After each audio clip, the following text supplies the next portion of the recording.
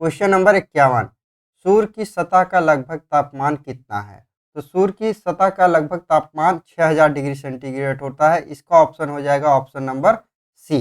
अब यहाँ पे थोड़ा हम सूर्य जी के देख लेते हैं। जैसे ये सूर्य हमारा है, तो सूर्य की सतह पे पूछा है, तो सूर्य की सतह पे यहाँ पे बात किया तो 6000 डिग्री सेंटीग्रेड है। अगर यही सेंट्रल पे होता, सेंटर केंद्र में पूछ लेता, केंद्र में 1.5 करोड़ CR डिग्री सेंटीग्रेड होता है। इस बात को ध्यान रखिएगा।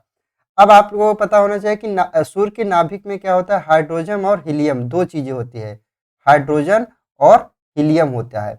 और अब सूर्य में कौन सी क्रिया चलती है, तो नाभिकीय संलयन की क्रिया होती है सूर्य में।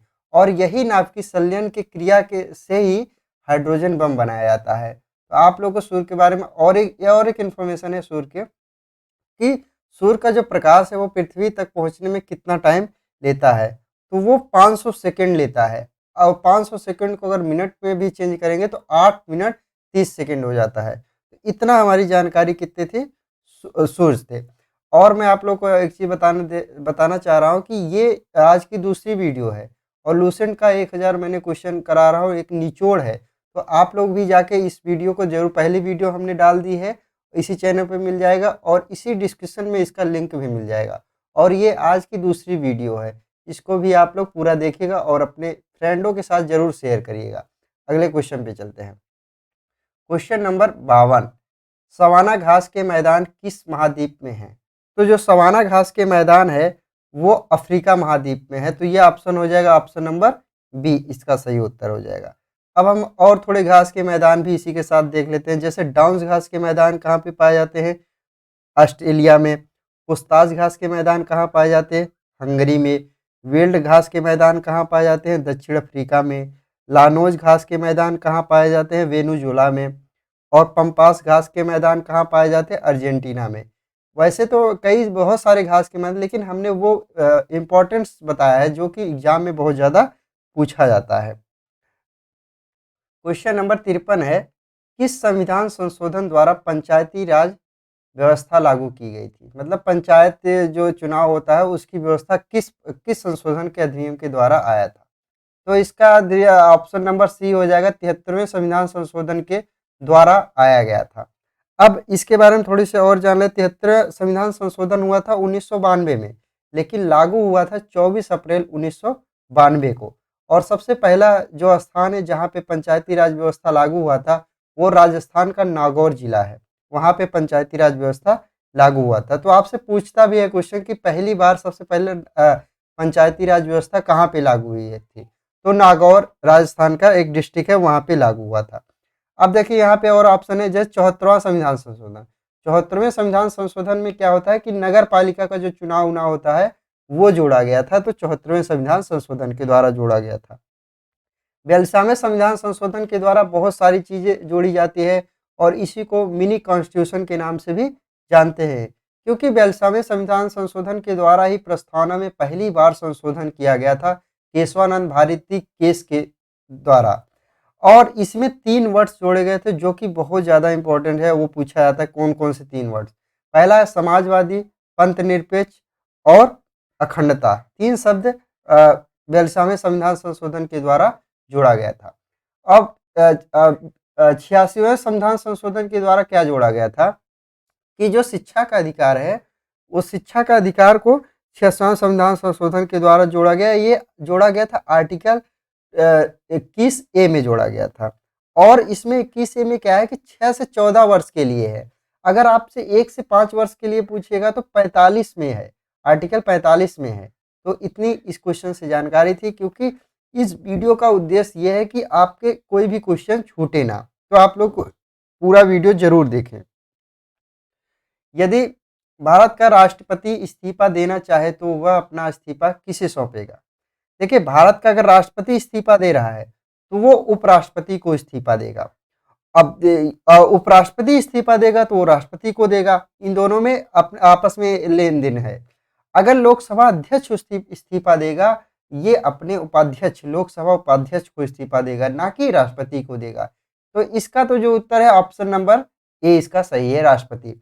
लेकिन और देख लेते हैं, जैसे लोकसभा अध्यक्ष अगर इस्तीफा देता है तो वो उप जो उप उपाध्यक्ष होगा लोकसभा का, उसे देगा, और प्रधानमंत्री अगर अपना इस्तीफा देगा तो वो राष्ट्रपति को ही देगा, और कोई भी सर्वोच्च न्यायालय अपना इस्तीफा किसे देगा, वो भी राष्ट्रपति देगा, और सुप्रीम कोर्ट के जितने भी जज होंगे अगर वो इस्तीफा देंगे वो भी राष्ट्रपति का होगा, देंगे।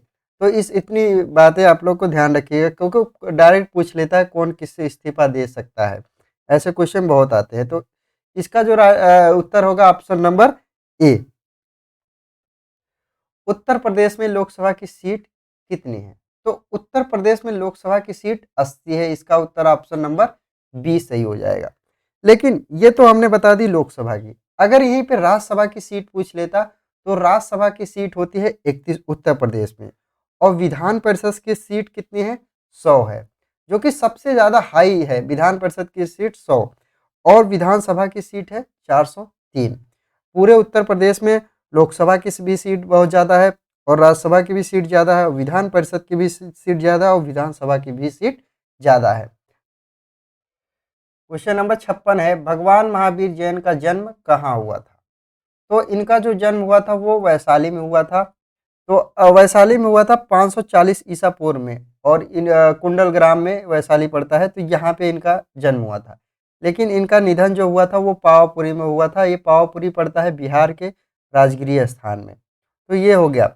अब थोड़ा जैन महावीर के बारे में और भी चीज़ें जान लेते हैं। तो जैसे महावीर अगर पूछ सकता है कि जैन धर्म के कौन से तीर्थंकर थे, तो 24वें जो तीर्थंकर थे वो जैन धर्म के थे।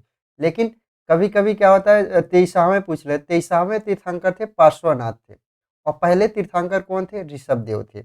ये पहले तीर्थंकर थे। और महावीर के बचपन का नाम था वर्धमान।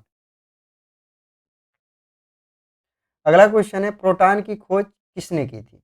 देखिए, प्रोटॉन की खोज तो गोल्डस्टीन ने की थी। आपको इस क्वेश्चन से पूरे डाउट क्लियर कर दूं, जो प्रोटॉन की जो खोज होती है वो गोल्डस्टीन के द्वारा होती है, लेकिन इसका नामकरण कौन करता है? रदरफोर्ड करता है। लेकिन जब भी आपको ऑप्शन में दोनों आए तो प्रोटॉन की खोज किसने की, तो सबसे पहले आप गोल्डस्टीन पे जाएंगे। अगर गोल्डस्टीन नहीं है तब आप उसके बाद रदरफोर्ड लगाएंगे। तो इसका ऑप्शन हो जाएगा ऑप्शन नंबर सी, इसका उत्तर सही होगा। अब आपसे पूछ सकता है कि चार्विक किसकी खोज किए थे? चार्विक किए थे न्यूट्रॉन की खोज। और इलेक्ट्रॉन की खोज किसने की थी? थॉमसन ने की थी। और अल्बर्ट आइंस्टीन को आप जानते हैं कि ई बराबर mc² का जो फार्मूला है इन्होंने ही दिया है, और इसी को बोलते हैं सापेक्षता सिद्धांत, अल्बर्ट आइंस्टीन के द्वारा दिया गया था। इस बात को पूरी ध्यान रखिएगा। अगला क्वेश्चन है हमारा क्वेश्चन नंबर 58। भारत का प्रथम परमाणु बिजली घर स्थापित किया गया था। तो पहला जो परमाणु बिजली घर स्थापित किया गया वो तारापुर में किया गया। तारापुर हमारा महाराष्ट्र में पड़ता है, और ये ना कि भारत का बल्कि पूरे एशिया का सबसे पहला तारापुर में ही स्थापित किया गया था, इतना भी ध्यान रखिएगा। और अगला क्वेश्चन हमारा चलते हैं। अगला क्वेश्चन है 59। शांति निकेतन की स्थापना किसने की थी? तो शांति निकेतन की स्थापना रविन्द्रनाथ टैगोर ने की थी, इसका ऑप्शन नंबर डी सही हो जाएगा। और इसकी स्थापना कब की थी? 1901 में किया था इसकी स्थापना। और रविन्द्रनाथ टैगोर को 1913 में क्या होता है, नोबेल प्राइज दिया जाता है, और नोबेल प्राइज इनको शांति के ही लिए मिला है। और ये गीतांजलि जो पुस्तक इनकी थी उसके लिए इनको नोबेल प्राइज दिया गया था। अब देखें कालिदास की कुछ पुस्तक जैसे है कि मेघदूतम है, रघुवंशनम है, कुमार संभवा है, और इनकी पहली पुस्तक कालिदास की कभी कभी पूछ लेता है, मालवी अग्निमित्रम पहली इनकी पुस्तक है। अब स्वामी विवेकानंद के बारे में आप जानते हैं। स्वामी विवेकानंद 1993 में जो शिकागो सम्मेलन हुआ था, वो विश्व धर्म महासम्मेलन एक होता है, शिकागो में हुआ था। भारत की ओर से स्वामी विवेकानंद ने ही प्रतिनिधित्व किया था सनातन धर्म के लिए, और स्वामी विवेकानंद ने ही रामकृष्ण मिशन की स्थापना दी थी। और इनका एक नारा है, उठो जागो और लक्ष्य की प्राप्ति होने तक मत रुको, इनका एक पूरा नारा है। और इन्हीं के नाम से, स्वामी विवेकानंद नाम से ही 12 जनवरी को युवा दिवस के रूप में हम लोग मनाते हैं। ये राष्ट्रीय युवा दिवस 12 जनवरी को मनाते हैं, और अंतर्राष्ट्रीय युवा दिवस हम लोग मनाते हैं 12 अगस्त को। अब थोड़ा सुभाष चंद्र के बारे में जान लेते हैं। सुभाष चंद्र बोस जी ने आज़ाद हिंद फौज का गठन किया था, और इन्होंने ही जय हिंद का नारा दिया था, और फॉरवर्ड ब्लॉक की भी स्थापना सुभाष चंद्र बोस ने ही किया था। क्वेश्चन नंबर 60 है, किसके शासनकाल के दौरान प्रथम बौद्ध समिति का आयोजन किया गया था? जो पहली बौद्ध समिति हुई थी, कहाँ पे हुई थी, ये सारी जानकारी, तो इसका जो राइट उत्तर हो जाएगा अजात शत्रु।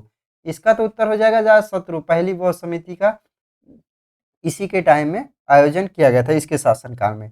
अब आपसे पूछ सकता है फर्स्ट कब हुआ था? पहला हुआ था राजगिरी में और अजातशत्रु के टाइम में। और सेकंड कब हुआ था? ये हुआ था वैशाली में और कालाशोक के टाइम में हुआ था। और थर्ड कब हुआ था? थर्ड हुआ था पाटलिपुत्र में और अशोक के टाइम में हुआ था। और फोर्थ कब हुआ था? फोर्थ हुआ था कुंडल वन, जम्मू कश्मीर में पड़ता है, कुंडल वन में हुआ था और कनिष्ठ के टाइम में हुआ था। क्वेश्चन नंबर 61 है, गौतम बुद्ध द्वारा देह त्याग की घटना को बौद्ध धर्म में क्या कहा जाता है? देखिए, देह त्याग जब मतलब मृत्यु हो गई थी गौतम बुद्ध का, तो इसको बोलते हैं महापरिनिर्वाण। तो इसका राइट उत्तर हो जाएगा ऑप्शन नंबर ए, महापरिनिर्वाण हो जाएगा। अब देखिए, जब वो घर को त्यागते हैं उसको बोला गया क्या? महाभिनिष्क्रमण उसको बोला गया।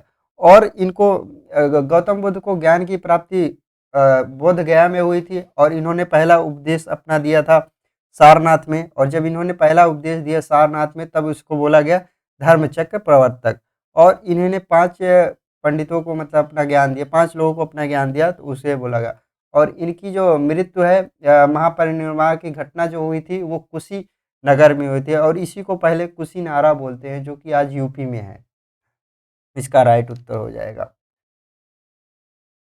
अर्थशास्त्र के क्षेत्र में पहला नोबेल पुरस्कार किस वर्ष दिया गया? तो इसका राइट उत्तर हो जाएगा ऑप्शन नंबर सी, 1969 में पहला नोबेल प्राइज दिया जाता है।